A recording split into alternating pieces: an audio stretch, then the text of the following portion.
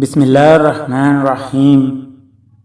یہ حکایت شیخ سعدی کی کتاب سے ماخوذ ہے۔ شیخ سعدی رحمۃ اللہ علیہ فرماتے ہیں کہ ایک تھکا ہارا مسافر پیدل چل رہا تھا اور رو رو کے کہہ رہا تھا کہ اس دنیا میں مجھ سے زیادہ مسکین اور لاچار آدمی کوئی نہیں ہو سکتا۔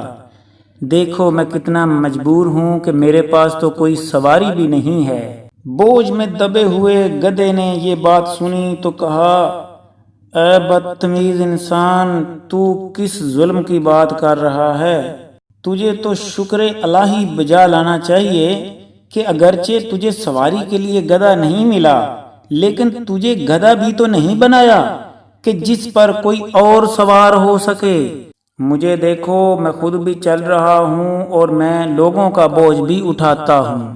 تو اس گدھے کی بات سن کر اس آدمی کو اچانک سے اپنے انسان ہونے کا خیال آیا تو اس نے شکر الہی بجا لایا اور کہا، خدا مجھے معاف کرنا، واقعی تو بڑا عظیم ہے اور تم نے مجھے انسان بنا کر مجھ پہ بڑا احسان کیا ہے۔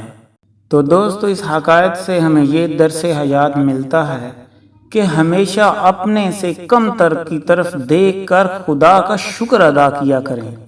ویسے بھی شکر کرنے والے کو اللہ کی ذات اور زیادہ عطا کرتی ہے۔ ویڈیو پسند آئی ہے تو اسے لائک کر دیں۔ عرفان فانی کو اجازت دیجیے۔ اللہ حافظ۔